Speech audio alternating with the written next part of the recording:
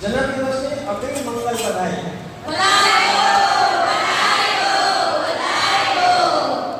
આજ આઠમના દિવસે આજથી બરોબર 1 માસ પશ્ચાત પ્રભુનો જન્મદિવસ છે.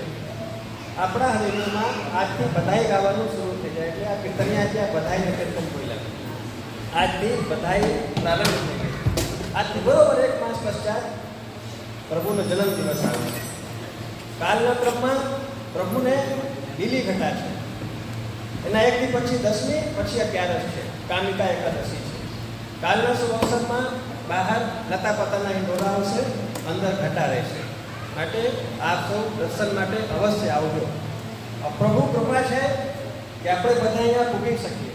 એની ઈચ્છા છે, ખૂબ પ્રેમ છે, તો જ આપણે અહીંયા આવી શકીએ. નકર એના વગર આ પગથિયા આપણે ના ચડી શકીએ.